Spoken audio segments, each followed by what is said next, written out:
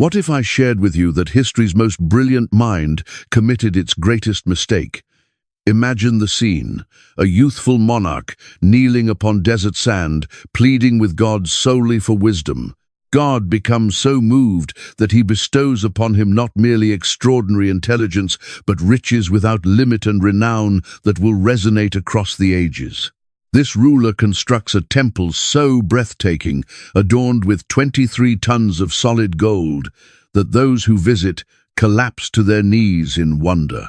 His decisions are so astute that individuals journey thousands of miles simply to listen to his words. Monarchs and their queens prostrate themselves in his presence. His identity? Solomon. Yet here arrives the revelation that will stagger you completely. This identical individual who possessed the ability to resolve any dilemma, who composed thousands of wise sayings regarding wisdom, who possessed all things, concludes his existence as a shattered ruler who forfeited God's blessing. How did this occur? Through a single, relentless fixation. Women, not merely a handful, but 1,000 women who gradually, methodically turned the heart of history's wisest individual away from the God who granted him all things. This isn't simply an account concerning authority and gratification. This serves as a caution regarding how even those who are greatest can tumble. Welcome to the ascent and devastating collapse of King Solomon. Solomon's account commences in the darkness of his father's most grievous transgression. King David, the individual after God's own heart, had committed a horrific error. One particular evening, as documented in 2 Samuel chapter 11, David observed an attractive woman bathing from his rooftop. Her identity was Bathsheba, and she belonged to Uriah the Hittite, among David's most faithful warriors. David summoned her, committed adultery with her, and she conceived a child. When David proved unable to conceal what he had accomplished, he orchestrated Uriah's death during combat. He dispatched a message with Uriah personally, commanding Joab to position Uriah at the front lines where the conflict raged most intensely, then withdraw so he would be killed. The strategy succeeded. Uriah perished in battle, completely unaware he transported his own execution order. Following Bathsheba's mourning period for her husband, David brought her into his palace and took her as his wife. It appeared David had escaped consequences. However, 2 Samuel chapter 11, verse 27, states something unsettling.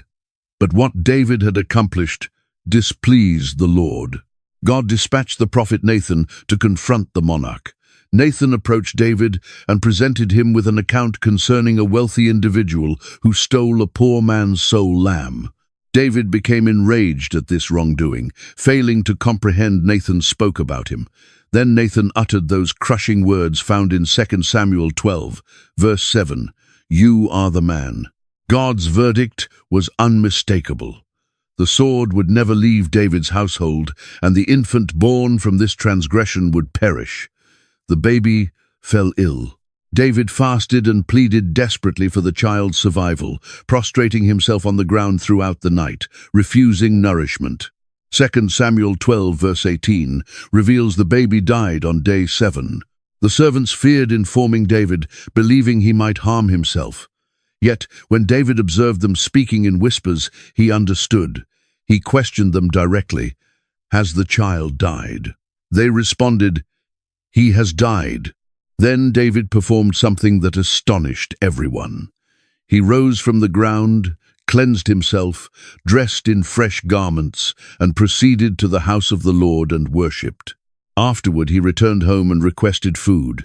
His servants couldn't comprehend.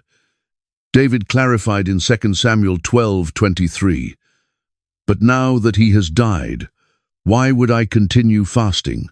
Am I able to return him to life? I shall go to him, yet he will not come back to me." Then something unanticipated occurred. David went to bring comfort to Bathsheba in her sorrow. 2 Samuel 12, verse 24 states, "Then David comforted his wife Bathsheba, and he came to her and made love to her. She bore a son, and they gave him the name Solomon." This wasn't merely another infant. This represented a new beginning. This was God's mercy breaking through condemnation. From the ruins of their sin and grief, God granted them Solomon. The name David, selected for his son, possessed profound significance. Solomon originates from the Hebrew term shalom, signifying peace. This held importance because David had existed as a warrior his complete life. He had slain Goliath as a youth with nothing but a sling and a stone. He had devoted years fleeing from King Saul, concealing himself in caves, existing like a fugitive. He had engaged in battle after battle to establish Israel's kingdom. His hands bore the stains of blood from every enemy he had vanquished. 1 Chronicles 22 verse 8 documents God's message to David. You have spilled considerable blood and have engaged in numerous wars.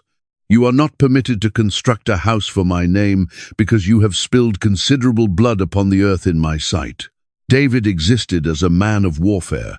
However, this son would differ. This son would deliver peace to Israel.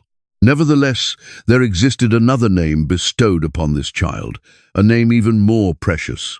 2 Samuel 12 verse 25 informs us, and because the Lord loved him, he dispatched word through Nathan the prophet to name him Jedediah.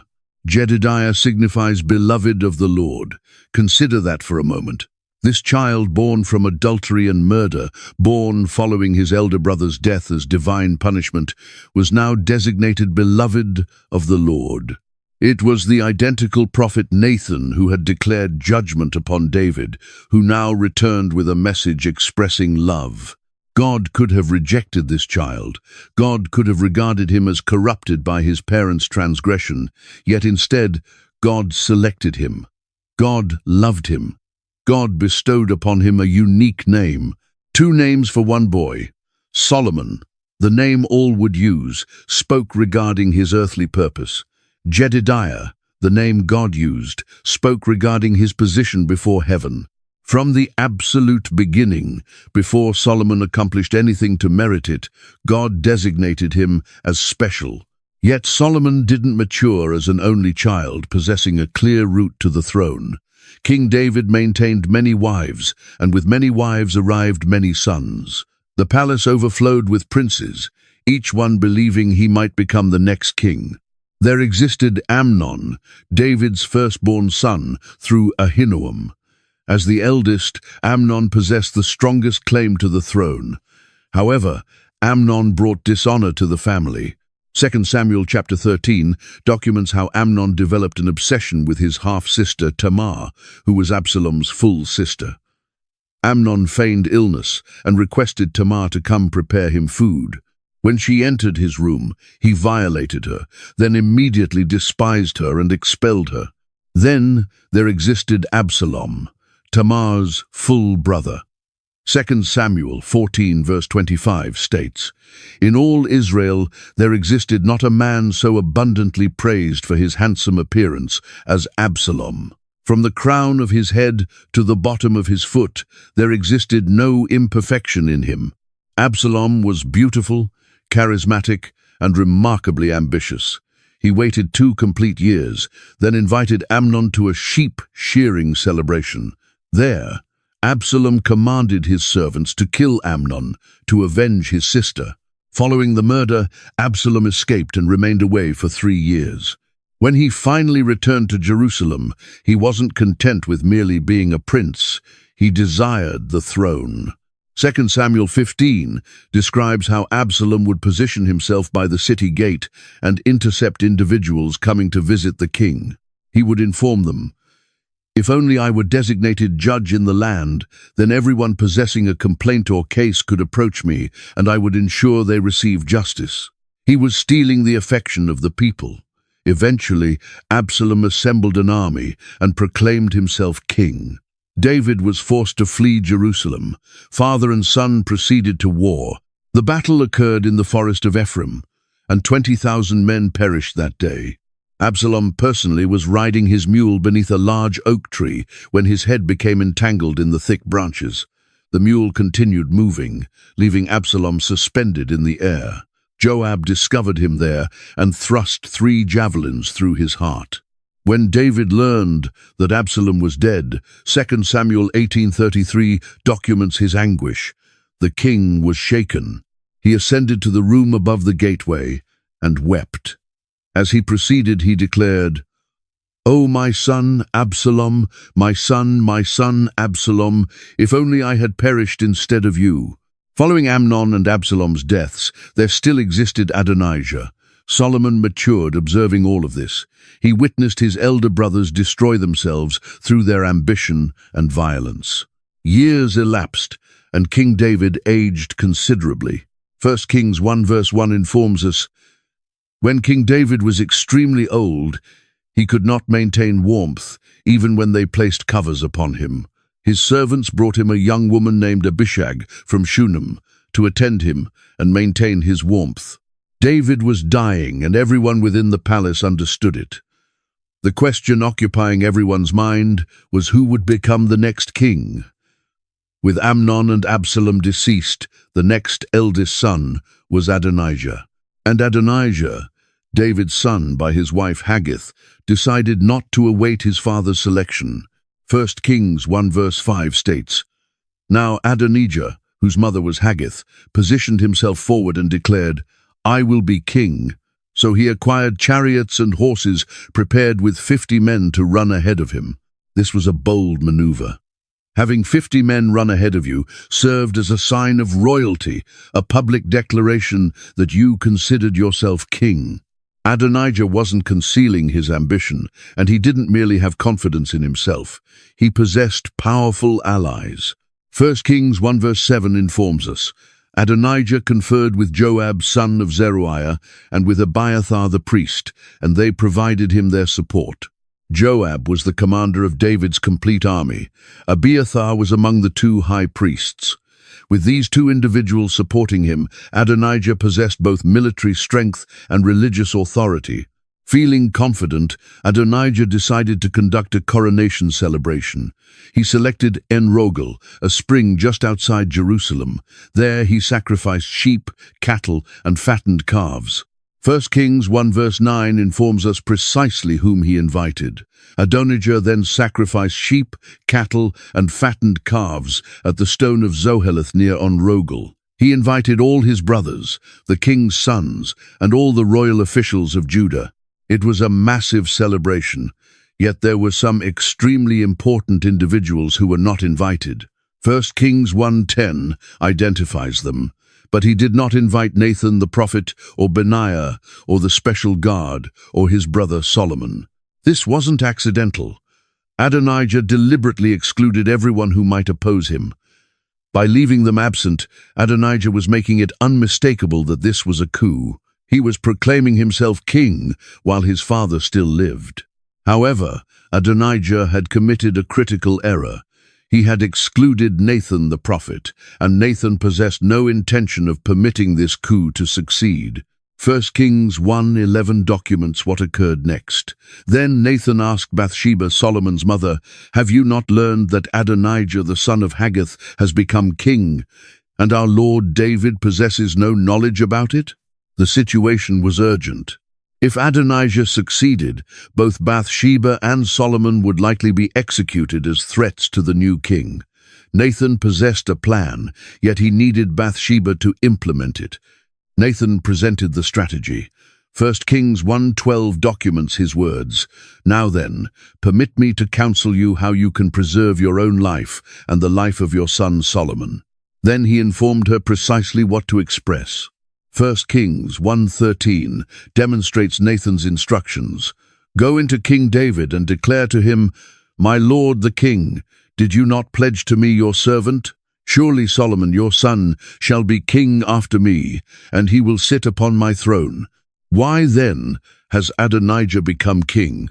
Nathan promised that while she was still conversing with David, he would enter and confirm everything she stated. So Bathsheba proceeded into David's chamber. The king was extremely old, resting in his bed, and the young woman Abishag was attending to him. When Bathsheba entered, she bowed low with her face toward the ground. 1 Kings 1:16 states, "Bathsheba bowed down, prostrating herself before the king. 'What is it you desire?' the king inquired. Bathsheba didn't squander time. 1 Kings 1:17 documents her words. My lord, you yourself pledged to me your servant by the Lord your God. Solomon your son shall be king after me, and he will sit upon my throne.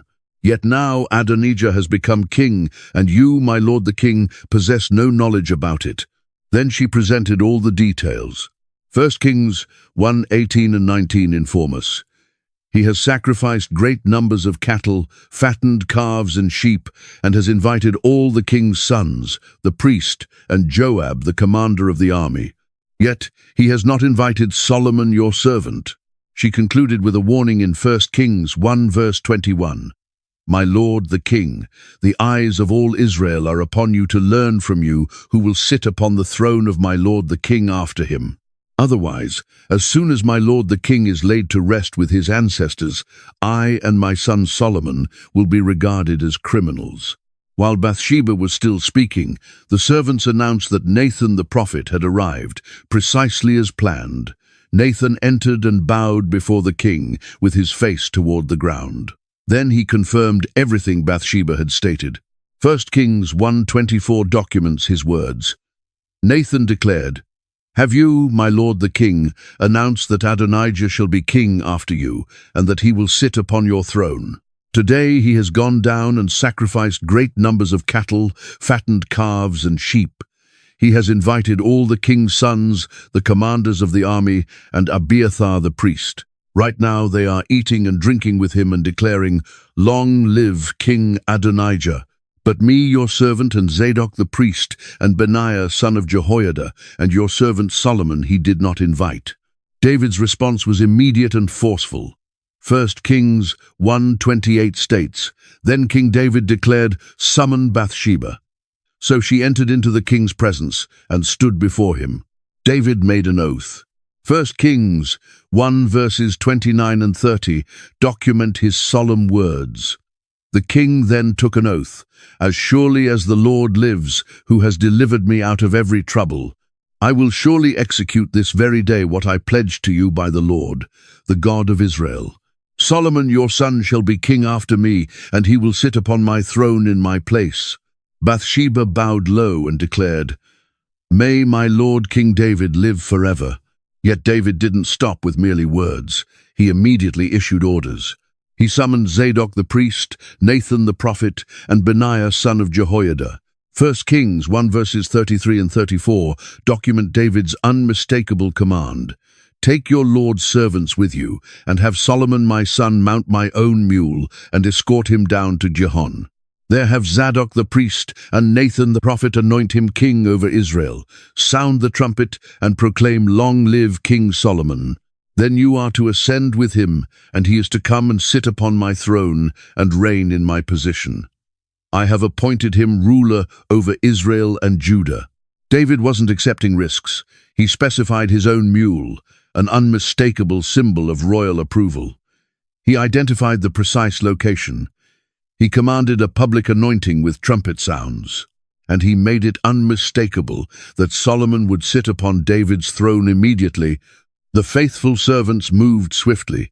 1 Kings 1:38 informs us, So Zadok the priest, Nathan the prophet, Benaiah son of Jehoiada, the Kerethites and the Pelethites went down and had Solomon mount King David's mule, and they escorted him to Gihon. The Kerethites and Pelethites were David's elite personal bodyguard. Their presence transmitted an unmistakable message. This possessed David's complete authority and military support. When they arrived at Gihon, Zadok retrieved the horn of oil from the sacred tent. This was the identical holy oil utilized to anoint kings and priests. 1 Kings 1:39 states, Zadok the priest took the horn of oil from the sacred tent and anointed Solomon. Then they sounded the trumpet, and all the people proclaimed, Long live King Solomon. The instant the oil contacted Solomon's head, he became king.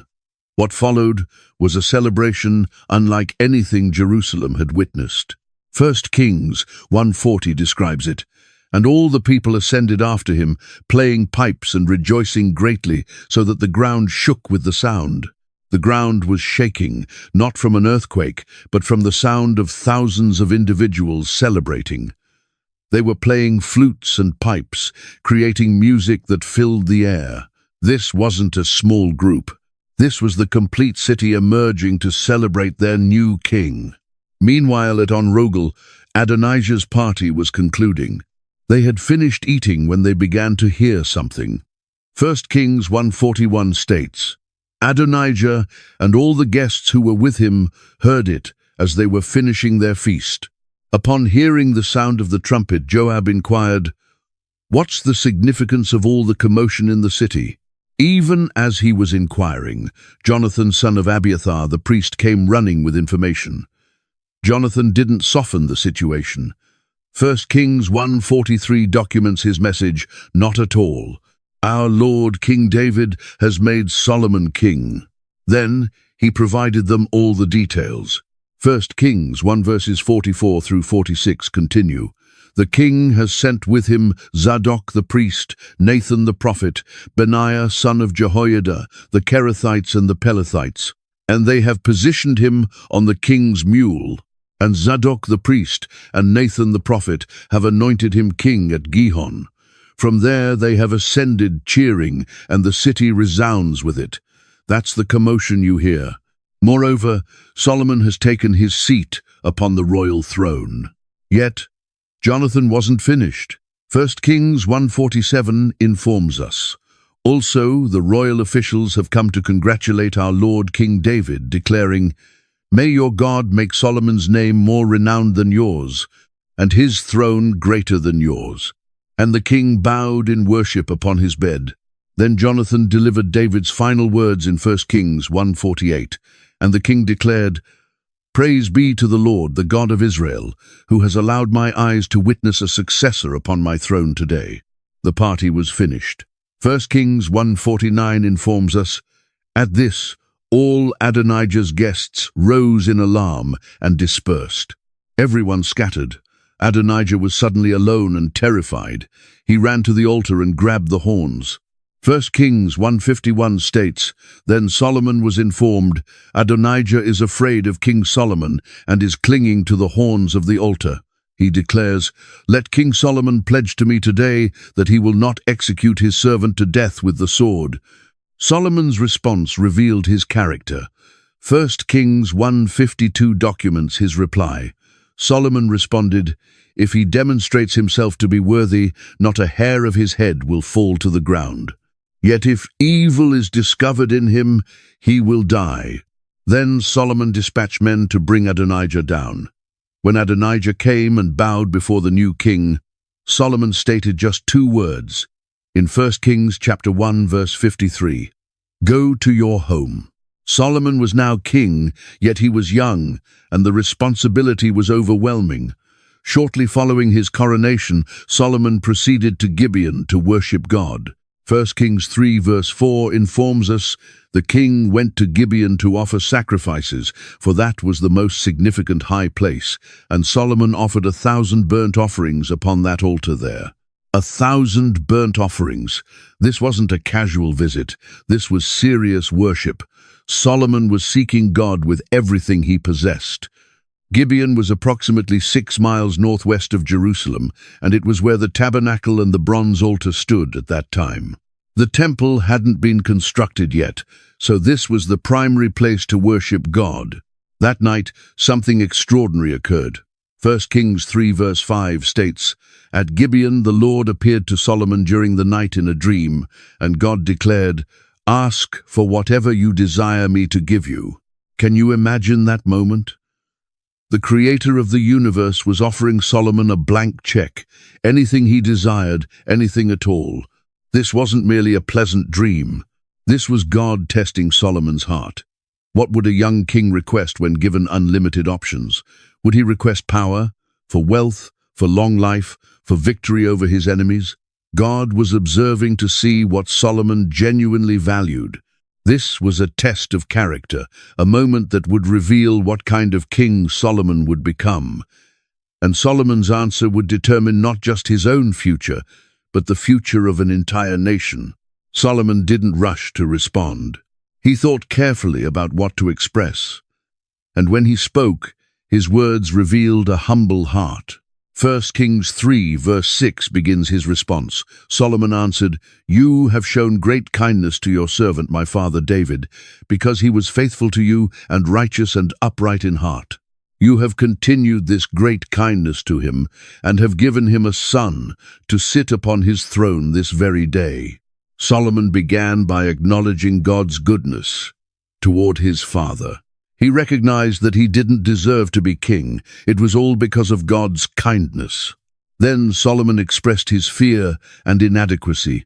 1 Kings chapter 3:7 continues, "Now, Lord my God, you have made your servant king in place of my father David, but I am only a little child and do not know how to carry out my duties." Solomon called himself a little child. He wasn't actually a child in age, yet he felt like one in experience. He was honest regarding his limitations. He understood he wasn't prepared for this responsibility. 1 Kings 3 verse 8 adds, "Your servant is here among the people you have chosen, a great people, too numerous to count or number." He was responsible for millions of individuals, and he felt the weight of that responsibility crushing down on him. So what did Solomon request? 1 Kings 3 verse 9 documents his request. "So give your servant a discerning heart to govern your people and to distinguish between right and wrong. For who is able to govern this great people of yours?" Solomon requested wisdom. Not wealth, not power, not a long life, not victory in battle. He requested the ability to lead well, to judge fairly, to know the difference between right and wrong. He desired to be a good king for God's people. This request demonstrated that Solomon's heart was in the right place. He cared more about serving others than serving himself. God was pleased, very pleased. 1 Kings 3 verse 10 states simply, "The Lord was pleased that Solomon had requested this." God had tested Solomon, and Solomon had passed. He had chosen wisdom over everything else. And because of that choice, God was about to give Solomon more than he could have imagined. 1 Kings 3:11 and 12 document God's response. "So God declared to him, 'Since you have requested this, and not for long life or wealth for yourself, nor have requested for the death of your enemies, but for discernment in administering justice, I will do what you have requested. I will give you a wise and discerning heart, so that there will never have been anyone like you, nor will there ever be.'" God promised Solomon unmatched wisdom. No one before him would compare. No one after him would compare. Solomon would be the wisest man who ever lived. Yet God wasn't finished. 1 Kings 3:13 continues, "Moreover, I will give you what you have not requested for, both wealth and honor, so that in your lifetime you will have no equal among kings." Because Solomon didn't request riches, God granted him riches. Because Solomon didn't request fame, God granted him fame. God was giving Solomon everything he didn't request on top of what he did request. This is how God operates. When we seek him first, when we prioritize the right things, he adds blessings we never even thought to request. Yet there was one more thing. 1 Kings 3:14 adds a condition. "And if you walk in obedience to me and keep my decrees and commands as David your father did, I will give you a long life." The promise of long life came with an if. Solomon would need to remain faithful. He would need to obey God's commands. If he did, he would live long. This was both a promise and a warning. Everything depended on Solomon's continued faithfulness to God. Solomon woke up from the dream and realized it had been from God. He returned to Jerusalem and offered more sacrifices and conducted a feast for his entire court. Yet the real test of his new wisdom came soon after. 1 Kings chapter 3 verse 16 sets up the scene. "Now 2 prostitutes came to the king and stood before him. 2 women from the lowest level of society were about to become part of the most famous court case in history. These weren't nobles or important individuals. They were prostitutes, women that most people would have ignored or dismissed. Yet they possessed a problem that needed solving, and they came to the king. 1 Kings 3:17 and 18 document the first woman's account. One of them declared, "Pardon me, my lord. This woman and I live in the same house, and I had a baby while she was there with me. The third day after my child was born, this woman also had a baby. We were alone. There was no one in the house except the two of us. They lived together, just the two of them. They had both given birth within 3 days of each other. No one else was around. No witnesses, no family members, just 2 mothers and 2 babies. Then came the tragedy. 1 Kings 3 verses 19 and 20 continue. During the night, this woman's son died because she lay upon him. So she rose up in the middle of the night and took my son from my side, while I, your servant, was asleep. She positioned him by her breast and positioned her dead son by my breast. The next morning I rose up to nurse my son, and he was dead. Yet when I looked at him closely in the morning light, I saw that it wasn't the son I had borne. One baby had died in the night, suffocated accidentally by his mother, and according to this woman, the other mother had switched the babies while she was sleeping.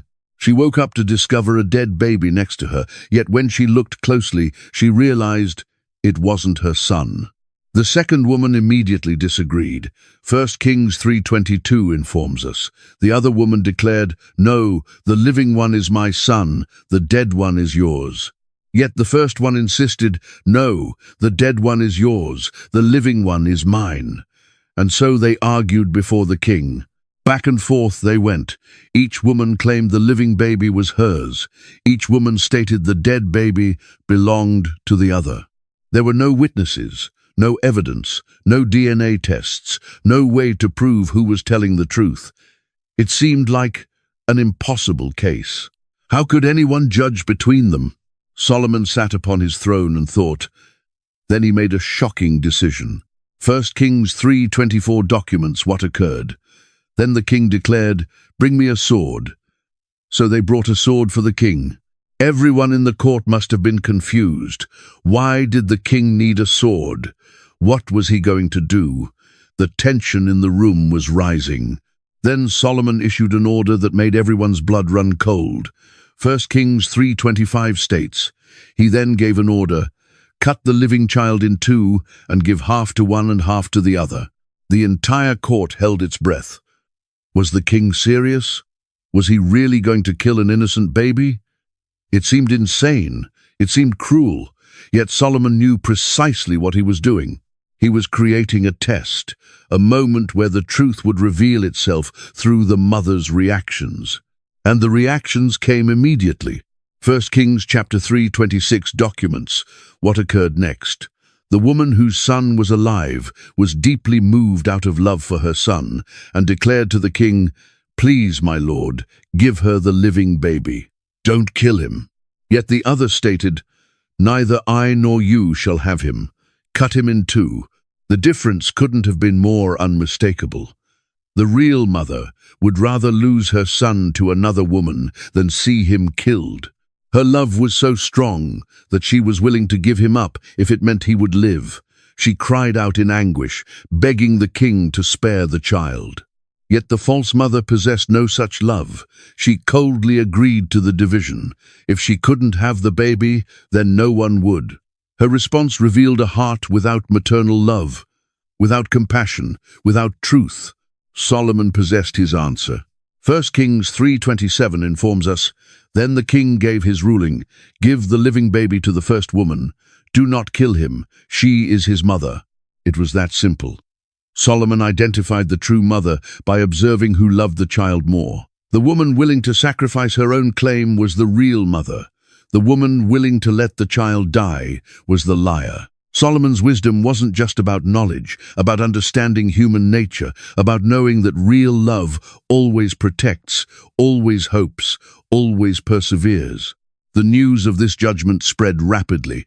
1 Kings 3:28 states, "When all Israel heard the verdict the king had given, they held the king in awe because they saw that he had wisdom from God to administer justice." One case, one decision, and the entire nation understood that something special was happening in Israel. God had given them a king who could see through lies, who could find truth in impossible situations, who possessed divine wisdom flowing through him. Solomon's reputation was established. He wasn't just a king by birth, he was a king by God's choosing and God's gifting. Yet Solomon's destiny involved more than just judging cases. There was a bigger project waiting for him, a dream that his father David had carried but never fulfilled. David had loved God deeply and desired to build a permanent house for God's presence. The Ark of the Covenant was still in a tent, and David thought this was wrong. 1 Chronicles 22 verse 7 documents David's words to Solomon. "My son, I had it in my heart to build a house for the name of the Lord my God." David had planned it. He had desired it. He had dreamed about it. Yet God had said no to David. 1 Chronicles 22 verse 8 documents God's reason. "But this word of the Lord came to me. You have shed much blood and have fought many wars. You are not to build a house for my name, because you have shed much blood upon the earth in my sight." David was a warrior. He had killed many men in battle. His hands were stained with blood. Not because he was evil, but because that was his role. God had used David to establish Israel's kingdom through warfare. Yet because of all that bloodshed, David couldn't build God's house. That honor would go to someone else. 1 Chronicles 22:9 reveals who that someone would be. "But you will have a son who will be a man of peace and rest, and I will give him rest from all his enemies on every side. His name will be Solomon, and I will grant Israel peace and quiet during his reign." God had told David that Solomon would be the builder.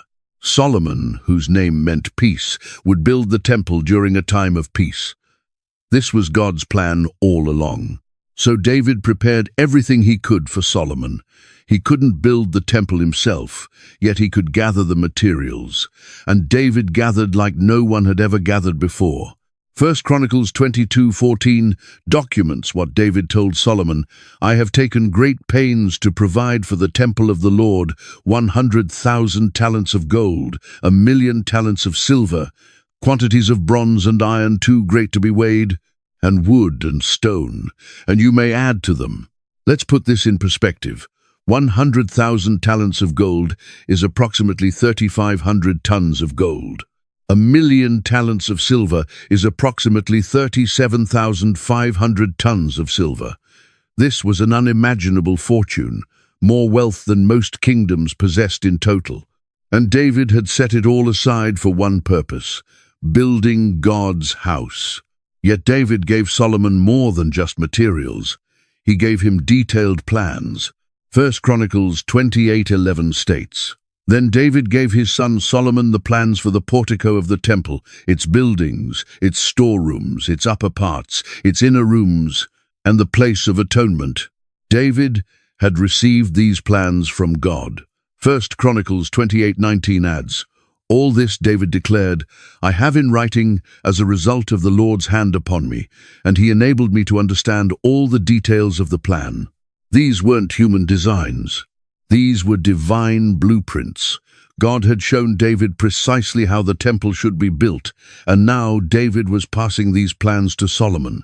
David charged Solomon with this sacred responsibility. 1 Chronicles 22 verses 6 and 7 document the moment.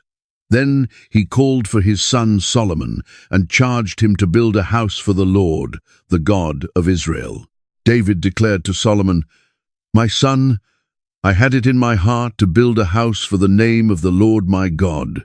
This was David's dying wish, his final command to his son: build the temple, honor God, complete what I couldn't complete. The dream was passing from father to son. Solomon was ready to fulfill his father's dream. In the 4th year of his reign, he began the greatest building project in Israel's history. 1 Kings 6 verse 1 informs us precisely when. In the 480th year after the Israelites came out of Egypt, in the 4th year of Solomon's reign over Israel, in the month of Ziv, the 2nd month, he began to build the temple of the Lord. The location was significant. 2 Chronicles 3 verse 1 states, "Then Solomon began to build the temple of the Lord in Jerusalem upon Mount Moriah, where the Lord had appeared to his father David. It was on the threshing floor of Araunah, the Jebusite, the place provided by David.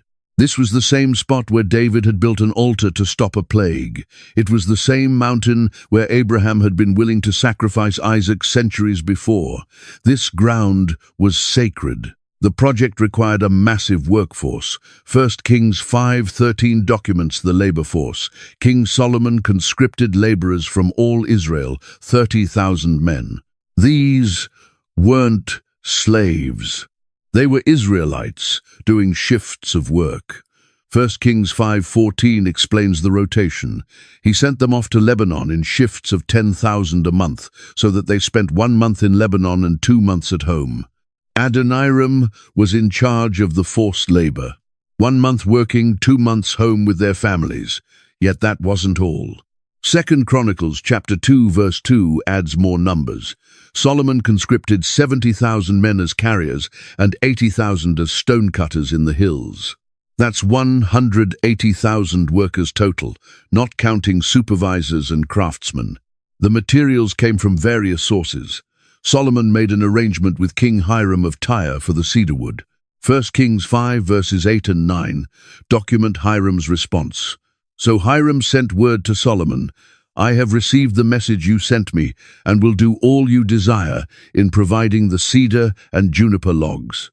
My men will haul them down from Lebanon to the Mediterranean Sea, and I will float them as rafts by sea to the place you specify. There I will separate them, and you can take them away." The cedars of Lebanon were famous throughout the ancient world for their quality and size. These trees would form the framework and paneling of God's house. The construction took 7 years. 1 Kings 6:38 informs us, "In the 11th year, in the month of Bul, the 8th month, the temple was finished in all its details according to its specifications." He had spent 7 years building it. 7 years of cutting stone, hauling timber, carving wood, and placing every piece precisely according to the plans God had given David. Every detail mattered. Every measurement was precise. This wasn't just a building, this was God's dwelling place on earth. The temple itself was stunning. Yet what made it truly breathtaking was the gold. So much gold. 1 Kings 6:20 describes the inner sanctuary. The inner sanctuary was 20 cubits long, 20 wide, and 20 high. He overlaid the inside with pure gold, and he also overlaid the altar of cedar. The most holy place was completely covered in gold, yet it wasn't just the inner room. 1 Kings chapter 6:22 adds, "So he overlaid the whole interior with gold. He also overlaid with gold the altar that belonged to the inner sanctuary." How much gold are we talking about? 2 Chronicles 3 verse 8 provides us the number. He overlaid the most holy place with 600 talents of fine gold. 600 talents is approximately 23 tons of pure gold, just for one room. The entire interior was covered. 1 Kings 6:30 informs us, "He also covered the floors of both the inner and outer rooms of the temple with gold." Even the floor was gold. You couldn't walk in this temple without stepping upon gold. The decorations were elaborate. 1 Kings 6:29 states, "On the walls all around the temple, in both the inner and outer rooms, he carved cherubim, palm trees, and open flowers." These weren't simple carvings, they were works of art, and every carving was covered in gold. The cherubim were angels. The palm trees represented life and victory. The flowers showed beauty and God's creation. Every wall told an account of God's glory. Yet the most impressive features were the 2 giant cherubim in the most holy place. 1 Kings 6 verses 23 through 28 describe them. "For the inner sanctuary, he made a pair of cherubim out of olive wood, each 10 cubits high. One wing of the first cherub was 5 cubits long, and the other wing 5 cubits, 10 cubits from wingtip to wingtip. The second cherub also measured 10 cubits, for the 2 cherubim were identical in size and shape. The height of each cherub was 10 cubits. He placed the cherubim inside the innermost room of the temple with their wings spread out. The wing of one cherub touched one wall, while the wing of the other touched the other wall, and their wings touched each other in the middle of the room. He overlaid the cherubim with gold. These angels were 15 feet tall, with 15-foot wingspans covered entirely in gold, their wings stretching from wall to wall over the Ark of the Covenant. They were guardians, protectors of God's presence. When the construction was finally complete, it was time for the most important moment, bringing the Ark of the Covenant to its new home. The Ark had been in a tent for decades, ever since David brought it to Jerusalem. Now it would rest in the temple. 1 Kings 8 verse 1 informs us, "Then King Solomon summoned into his presence at Jerusalem the elders of Israel, all the heads of the tribes and the chiefs of the Israelite families, to bring up the Ark of the Lord's covenant from Zion, the city of David." This wasn't a private ceremony. Solomon gathered all the leaders of Israel. Everyone needed to witness this. 1 Kings 8 verses 3 and 4 describe the procession. When all the elders of Israel had arrived, the priests took up the ark, and they brought up the ark of the Lord, and the tent of meeting, and all the sacred furnishings in it. The priests and Levites carried them up. Only the priests could touch the ark. This was sacred, holy, dangerous. Years before, a man named Uzzah had touched the ark to steady it and died instantly. God's holiness was not to be treated casually. The priests carried it carefully into the temple. 1 Kings 8 verses 6 and 7 continue. The priests then brought the Ark of the Lord's covenant to its place in the inner sanctuary of the temple, the most holy place, and put it beneath the wings of the cherubim. The cherubim spread their wings over the place of the ark and overshadowed the ark and its carrying poles. The ark was home. It was in the place God had designed for it, under the wings of the golden cherubim in the most holy place covered with gold. Then something incredible occurred. As the priests came out of the holy place, God showed up. 1 Kings 8 verses 10 and 11 document the moment. When the priests withdrew from the holy place, the cloud filled the temple of the Lord, and the priests could not perform their service because of the cloud. For the glory of the Lord filled his temple. The same cloud that had led Israel through the desert, the same cloud that had filled the tabernacle, now filled Solomon's temple. It was so thick, so heavy with God's presence, that the priests couldn't even do their jobs. They had to stop and step back. God had moved in. The temple wasn't just a beautiful building anymore. It was the dwelling place of the Almighty. With God's house complete, Solomon turned his attention to his own house, and he didn't hold back. 1 Kings 7 verse 1 informs us something surprising. It took Solomon 13 years, however, to complete the construction of his palace. 13 years for his palace, 7 years for God's temple. Solomon spent almost twice as long building his own residence as he did building God's house. This gives us a hint of what was to come in Solomon's life. Yet, for now, the palace was simply magnificent. The main building was called the Palace of the Forest of Lebanon because of all the cedar pillars. 1 Kings chapter 7 verse 2 describes it. He built the Palace of the Forest of Lebanon 100 cubits long, 50 wide and 30 high, with 4 rows of cedar columns supporting trimmed cedar beams. Converting the measurements, that's approximately 150 feet long, 75 feet wide, and 45 feet high. This was a massive structure with forests of cedar pillars. 2 Chronicles 9, verse 19, emphasizes the uniqueness. Nothing like it had ever been made for any other kingdom. This throne was one of a kind. When foreign ambassadors came to visit Solomon, when other kings sent representatives, they would see this throne and understand they were dealing with someone extraordinary. The throne became famous throughout the known world, a symbol of Solomon's wealth and power. Yet Solomon's wealth didn't come just from taxation. He was a brilliant businessman who understood international trade. Solomon built a fleet of ships to bring back treasures from distant lands. 1 Kings 9:26 informs us where. King Solomon also built ships at Ezion-Geber, which is near Elath in Edom, on the shore of the Red Sea. Ezion-Geber was at the northern tip of the Red Sea, giving Solomon access to trade routes that went south along the African coast and east toward India. Yet, Solomon possessed a problem. Israelites weren't sailors, they were farmers and shepherds, not seafarers. So Solomon made another arrangement with King Hiram. 1 Kings chapter 9:27 states, "And Hiram sent his men, sailors who knew the sea, to serve in the fleet with Solomon's men." The Phoenicians from Tyre were famous sailors who had been navigating the Mediterranean and beyond for generations. They knew the winds, the currents, the routes. They knew how to handle ships in storms and how to navigate by the stars. Solomon provided the ships and the trade goods. Hiram provided the expertise. Where did the ships go? 1 Kings 9:28 informs us one destination. They sailed to Ophir and brought back 420 talents of gold, which they delivered to King Solomon. Ophir was famous for its gold. The exact location is debated today, possibly in Africa, Arabia, or even India. Yet, wherever it was rich. 420 talents is approximately 16 tons of gold from a single voyage.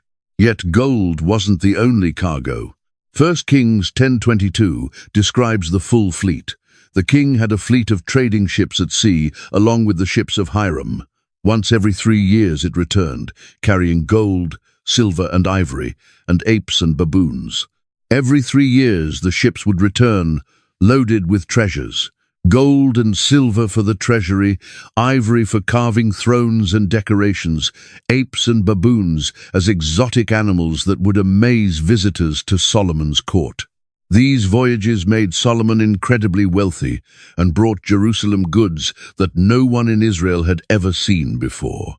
Solomon didn't just focus on wealth and wisdom, he also built military strength. He understood that peace required power. 1 Kings 10:26 provides us the numbers. Solomon accumulated chariots and horses.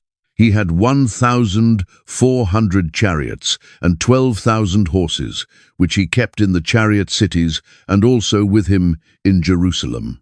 Chariots were the cutting-edge military technology of the time. They were fast, powerful, and intimidating.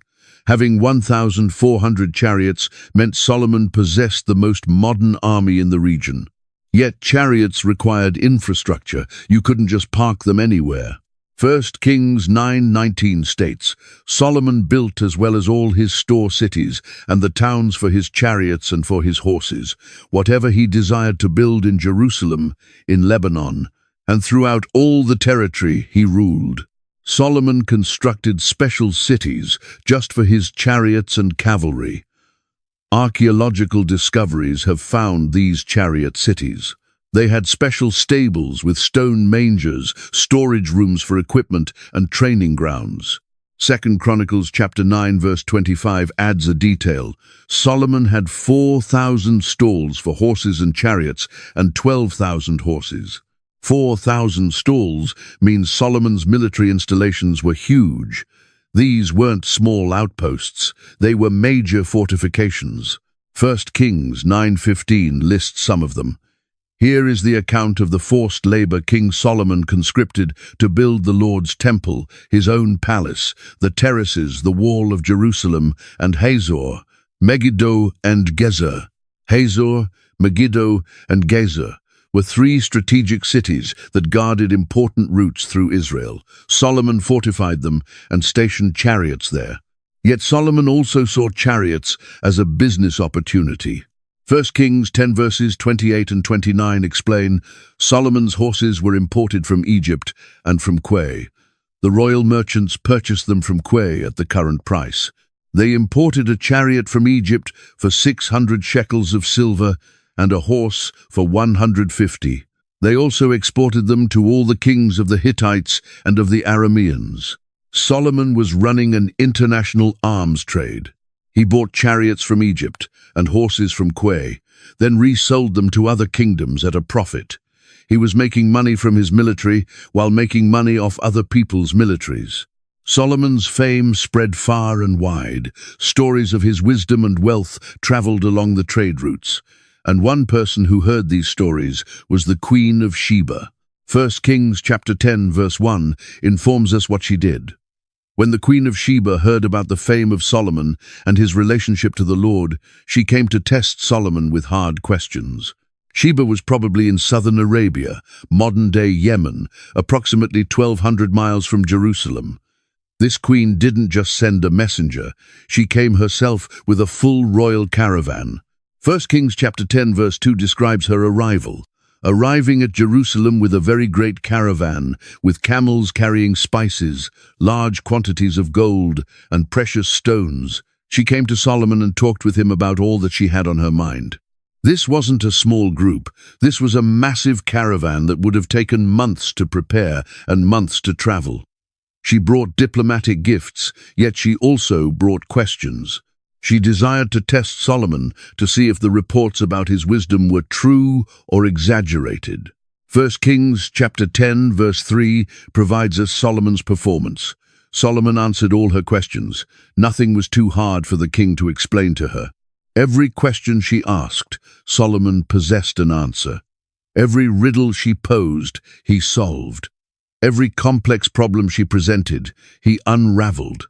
The queen had probably prepared her hardest questions, things that would stump most scholars. Yet Solomon handled them all. However, it wasn't just his wisdom that impressed her.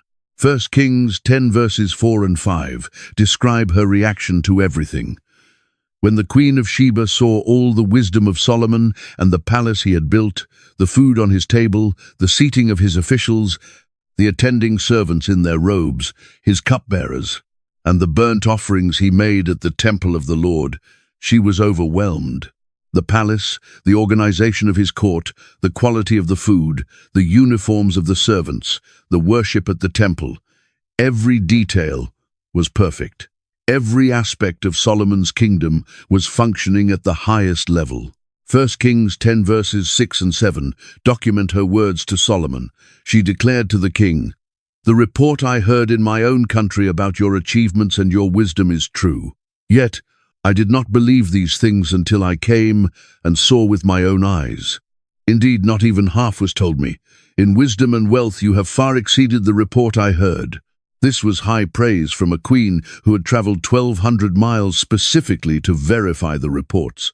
She admitted that she had been skeptical, that she thought the stories were exaggerated. Yet seeing it herself, she realized the reality exceeded the rumors. 1 Kings 10:9 shows her final blessing. "Praise be to the Lord your God, who has delighted in you and placed you upon the throne of Israel. Because of the Lord's eternal love for Israel, he has made you king to maintain justice and righteousness." Even this foreign queen recognized that Solomon's success came from God. Solomon's collection of wives didn't start as lust or obsession. It started as politics. In the ancient world, marriages between royal families were how kings made alliances and prevented wars. When two kingdoms desired peace, they sealed it with a wedding. The more wives a king possessed from different nations, the more alliances he possessed, and Solomon was building an empire. His first major political marriage was significant. 1 Kings 3 verse 1 informs us, Solomon made an alliance with Pharaoh, king of Egypt, and married his daughter. He brought her to the city of David until he finished building his palace and the temple of the Lord and the wall around Jerusalem. This was unprecedented. Egyptian pharaohs rarely permitted their daughters to marry foreign kings. Egypt considered itself superior to all other nations. For Pharaoh to give his daughter to Solomon showed just how powerful and respected Solomon had become.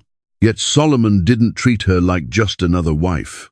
1 Kings 7 verse 8 states, "And the palace in which he was to live, set farther back, was similar in design."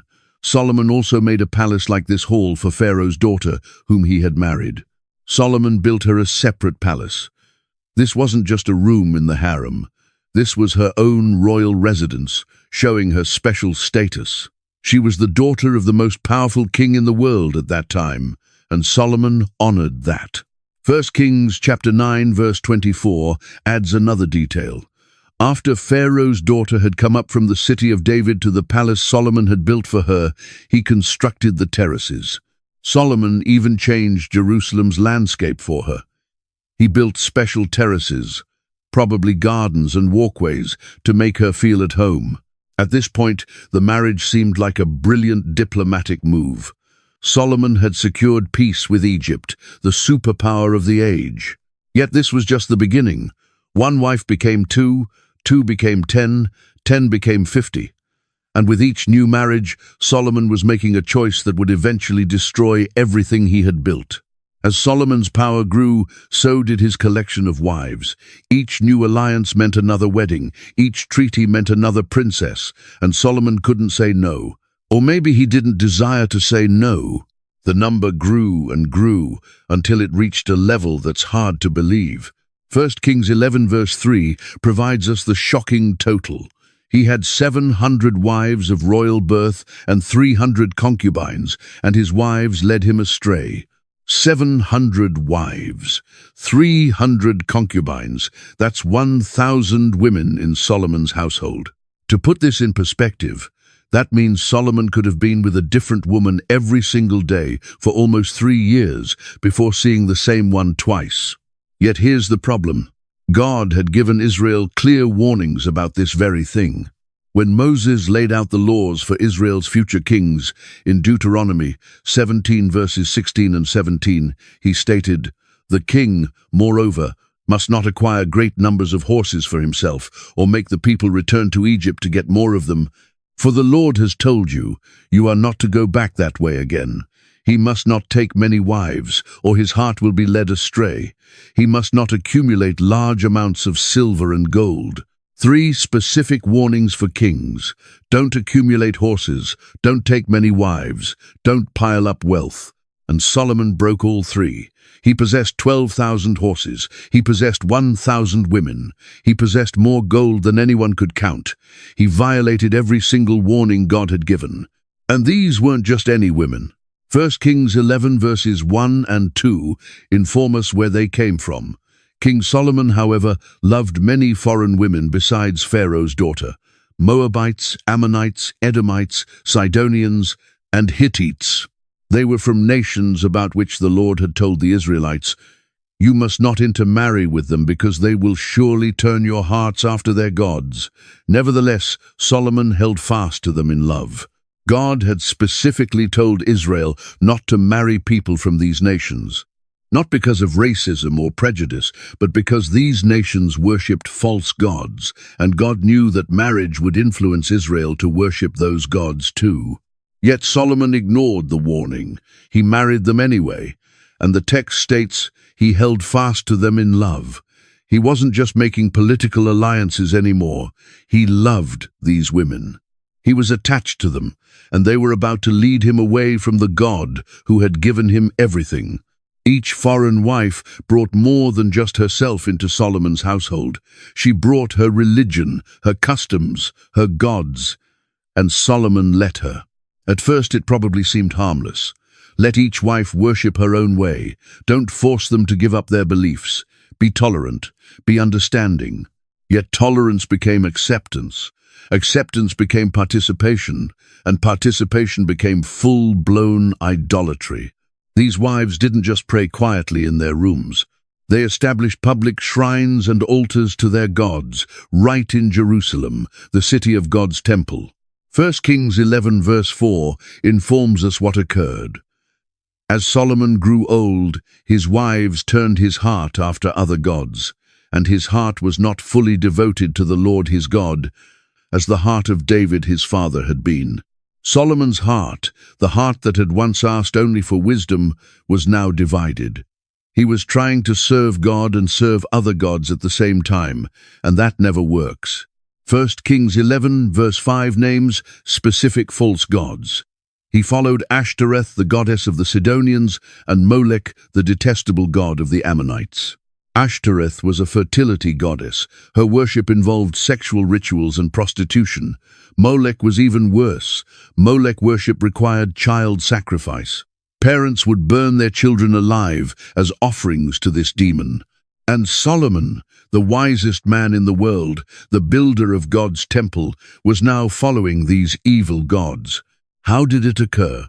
Slowly, gradually, one compromise at a time.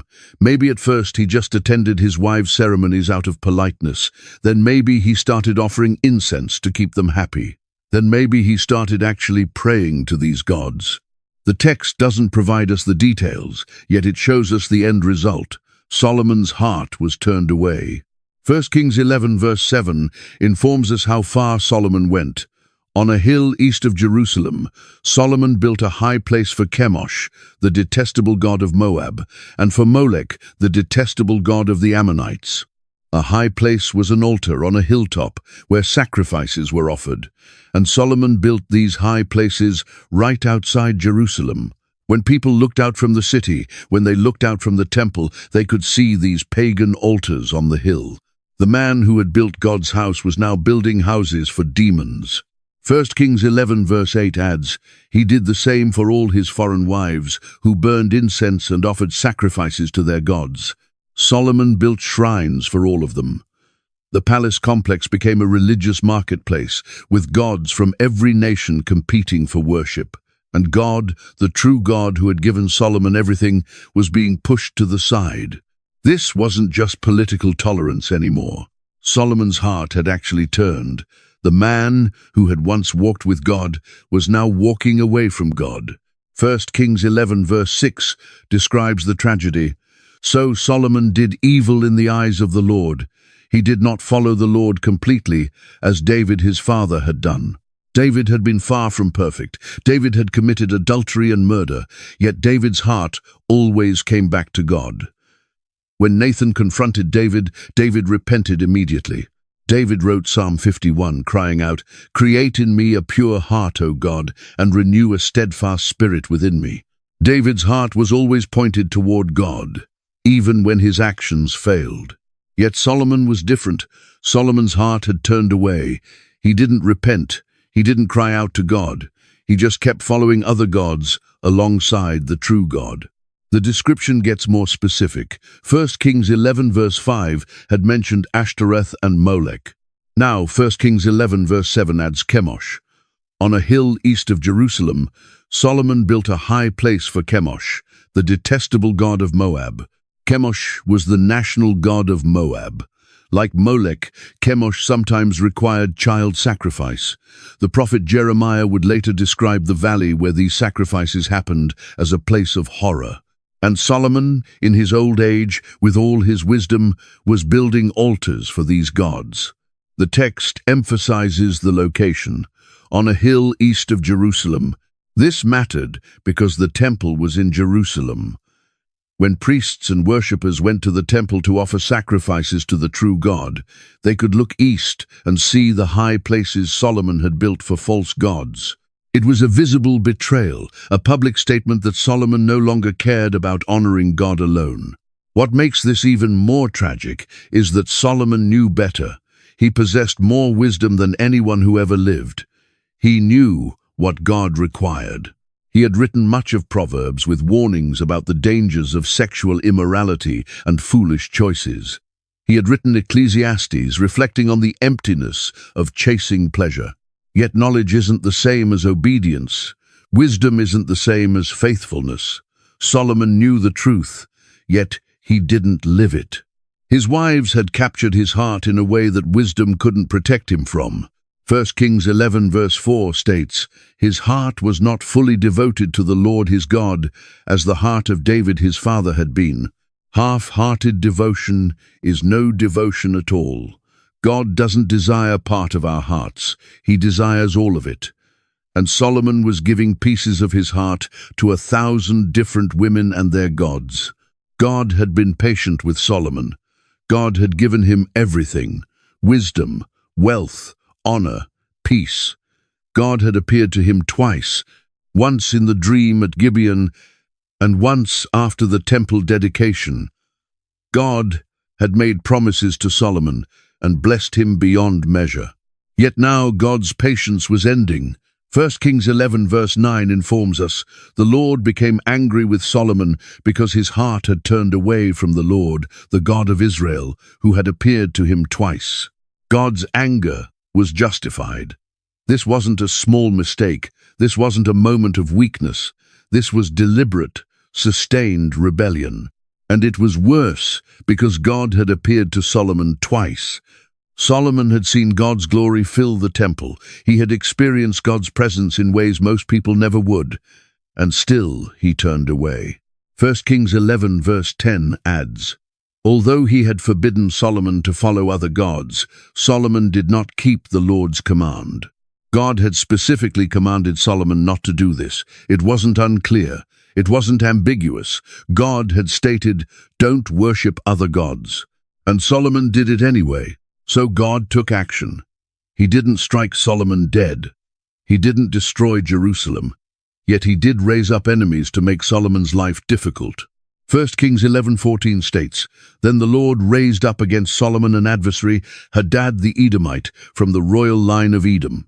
Hadad was an Edomite prince who had escaped when David conquered Edom years earlier. He had been living in Egypt, yet now he returned to cause trouble for Solomon. 1 Kings 11:23 mentions another enemy, "And God raised up against Solomon another adversary, Rezon son of Eliada, who had fled from his master Hadadezer, king of Zobah. Rezon gathered men around him and became the leader of a rebel band." 1 Kings 11:25 informs us what occurred. Rezon was Israel's adversary as long as Solomon lived, adding to the trouble caused by Hadad. So Rezon ruled in Aram and was hostile toward Israel. Solomon, who had enjoyed peace his entire reign, was now facing opposition from multiple sides. The peace was cracking, the kingdom was becoming unstable, and it was all because Solomon had turned his heart away from God. Yet the most dangerous enemy wasn't outside Israel, it was inside. 1 Kings 11:26 introduces him. "Also Jeroboam son of Nebat rebelled against the king. He was one of Solomon's officials, an Ephraimite from Zeradah, and his mother was a widow named Zeruah." Jeroboam wasn't a foreign enemy. He was one of Solomon's own men, a capable administrator who had caught Solomon's attention. 1 Kings 11:28 informs us, "Now Jeroboam was a man of standing, and when Solomon saw how well the young man did his work, he put him in charge of the whole labor force of the tribes of Joseph." Solomon had promoted Jeroboam, trusted him with important responsibilities.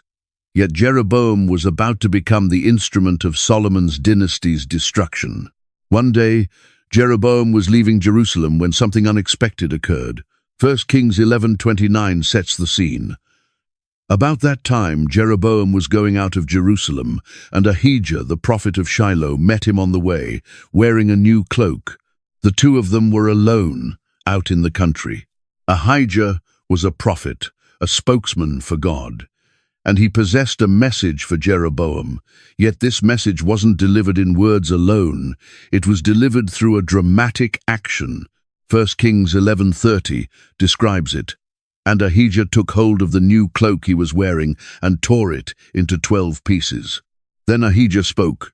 1 Kings 11:31 documents his words. "Then he declared to Jeroboam, 'Take 10 pieces for yourself, for this is what the Lord, the God of Israel, declares.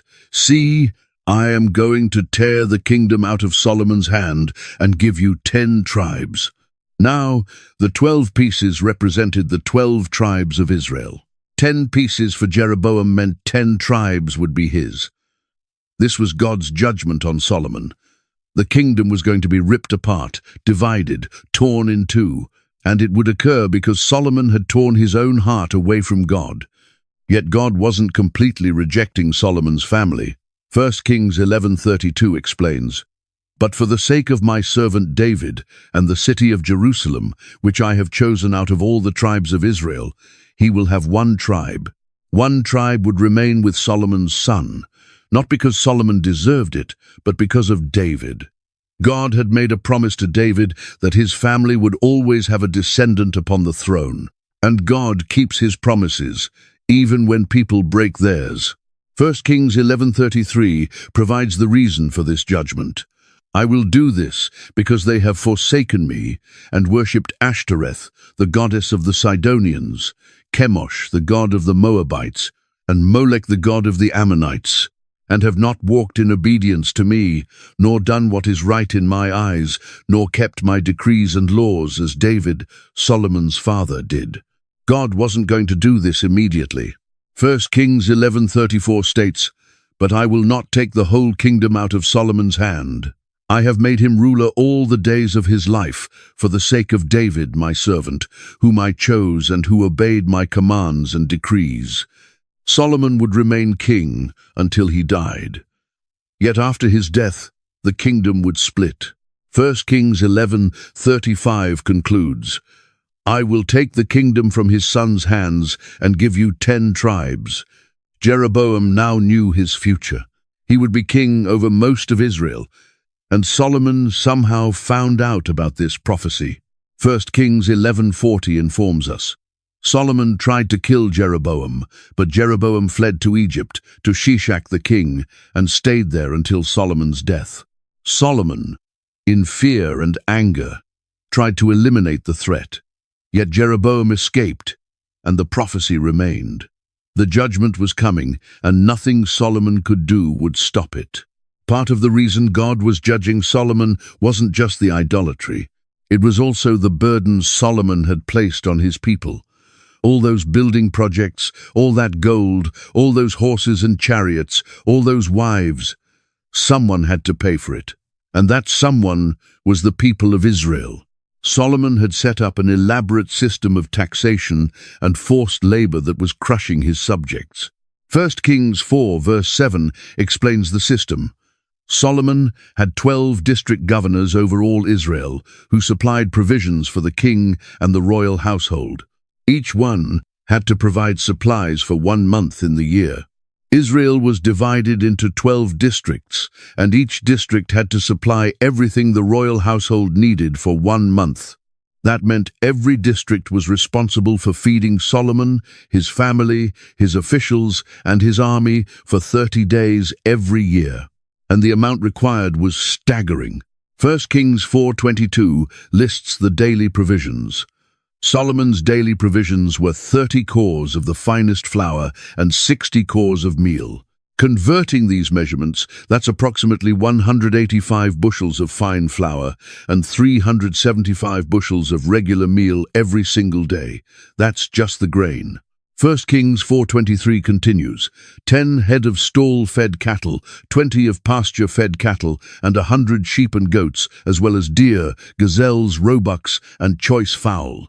Every day, Solomon's household consumed 10 fattened cattle, 20 cattle from the fields, 100 sheep and goats, plus wild game and birds. This was a feast every single day, and the people had to provide it all. Yet that wasn't all. There was also forced labor. Solomon needed workers for his building projects, and he conscripted them from the Israelite population. 1 Kings 5:13 told us earlier that King Solomon conscripted laborers from all Israel, 30,000 men. These men had to leave their homes, their farms, their families, for months at a time to work on Solomon's projects. 1 Kings 5:14 explained the rotation. He sent them off to Lebanon in shifts of 10,000 a month, so that they spent 1 month in Lebanon and 2 months at home. 1 month working, 2 months home. It sounds reasonable until you realize this affected tens of thousands of families. Farms suffered, businesses struggled, family life was disrupted. Also, Solomon could have more palaces and more luxuries. The burden was heavy, and the people felt it. They didn't complain openly while Solomon was alive because he was too powerful, too respected. Yet the resentment was building, the anger was growing. And when Solomon died, all that frustration would explode. The seeds of rebellion weren't just in Jeroboam's ambition. They were in the hearts of ordinary people who were tired of being taxed and worked to death for a king who possessed 1,000 wives and more gold than he could ever use. Solomon's glory came at a cost, and his people were paying it. Solomon reigned for 40 years. 1 Kings 11:42 informs us simply, Solomon reigned in Jerusalem over all Israel 40 years. 40 years of wisdom, 40 years of wealth, 40 years of building and trading and expanding. Yet these 40 years ended in compromise and division. The man who had started his reign asking God for wisdom ended his reign, turning away from God toward idols. The man who had built God's temple also built shrines for demons. The man who possessed everything lost what mattered most, his relationship with God. 1 Kings 11:43 documents his death. Then Solomon rested with his ancestors and was buried in the city of David his father, and Rehoboam his son succeeded him as king. Solomon died and was buried with honor in Jerusalem. His son Rehoboam became the next king, just as dynasties passed from father to son. Everything seemed normal on the surface. Yet beneath the surface, everything was broken. The kingdom was about to explode into civil war. The unity that David had fought so hard to establish and Solomon had maintained through wealth and power was about to shatter. And why? Because of the 1,000 women. 1 Kings 11 verse 4 had told us, as Solomon grew old, his wives turned his heart after other gods, and his heart was not fully devoted to the Lord his God, as the heart of David, his father, had been. The wisest man in the world had been defeated by his own desires. All the knowledge in the world couldn't save him from the choices he made. All the wisdom God had given him couldn't protect him from the consequences of disobedience. Solomon possessed everything, and he threw it away for women and the gods they brought with them. The tragedy of Solomon's life is that it didn't have to end this way. God had given him every chance. God had blessed him beyond measure. God had warned him. God had appeared to him twice. Yet Solomon made his choices, and those choices destroyed everything.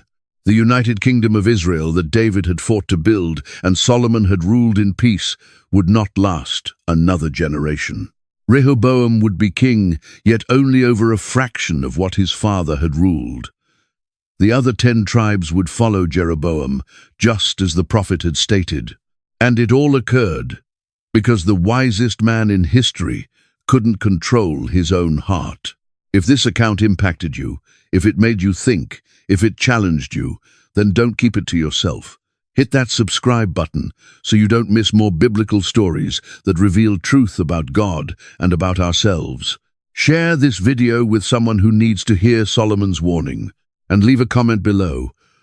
What lesson from Solomon's life struck you the most? Remember, even the wisest man in history fell when he stopped walking with God. Don't let that be your story.